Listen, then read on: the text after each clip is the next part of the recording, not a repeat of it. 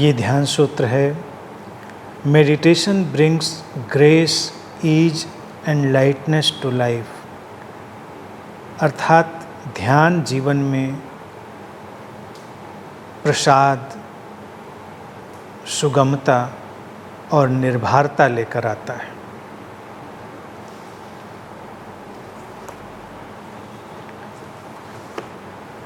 Grace, ease और lightness.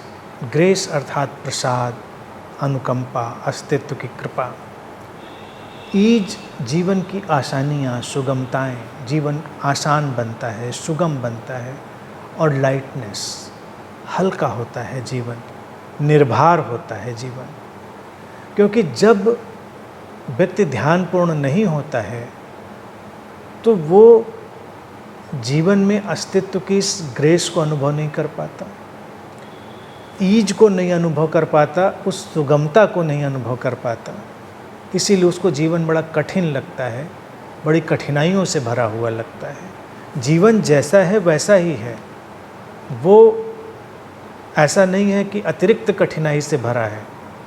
जो कठिनाइयाँ उस जीवन का हिस्सा हैं वो सभी के पास आती हैं, और ध्यानी व्यक्ति उनको हैंडल करना जानता है, उनको सुलझाना, उनको निपटाना जानता है, तो वो उनसे निपट लेता है।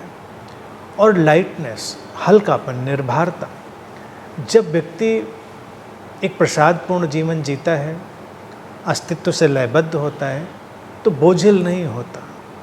वो किसी बोझ से, भार से भरा हुआ नहीं है।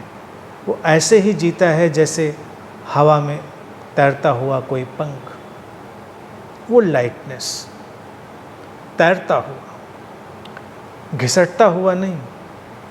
आम जिंदगी है घिसटती हुई। व्यक्ति ऐसे जी रहा है जैसे जीवन घिसट रहा हो, बड़े बोझ से, भार से भरा हुआ। और ये भार जो है ये तमाम तरह का है।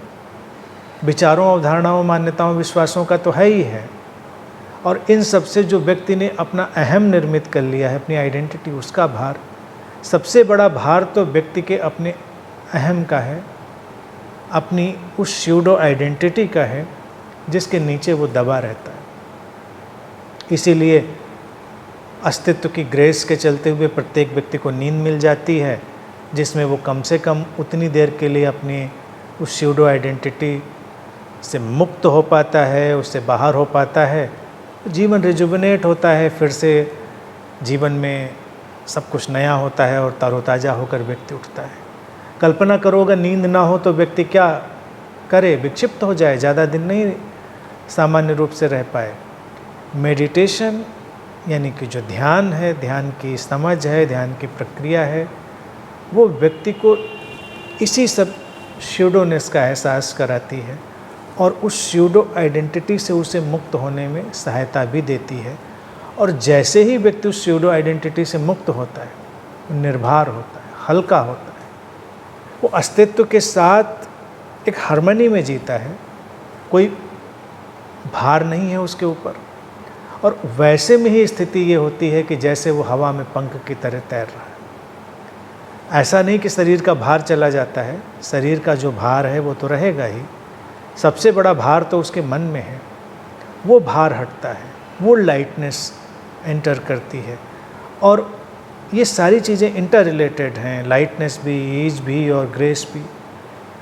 जब व्यक्ति निर्भर होता है तो अस्तित्व के ग्रेस को भी देख पाता है कि वो अलग थलग नहीं है, और अस्तित्व संभालता है जीवन को, जीवन को प्रोटेक्ट करता है।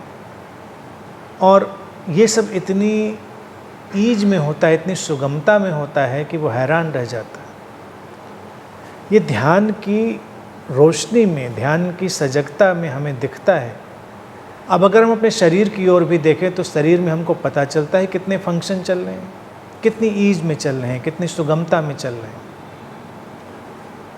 जटिल से जटिल प्रक्रियाएं शरीर के भीतर चल रही हैं, लेकिन इतनी आसानी से।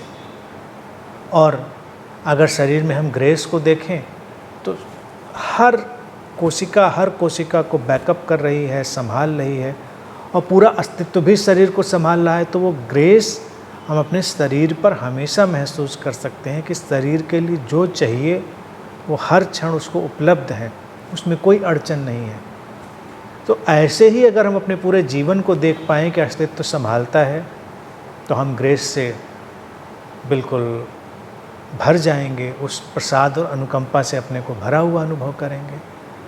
और ये सारी बातें जब दिख जाती हैं व्यक्ति को, तो जीवन पूरी तरह निर्भर होता है, और निर्भर व्यक्ति गहरे विश्राम में जीता है, गहरी शांति में जीता है, गहरी प्रसन्नता में जीता है, और उसके होने से यही शांति और प्रसन्नता चारों तरफ बिखरती है। वही ध्यानी का गुण है, वही उसकी पहचान भी है।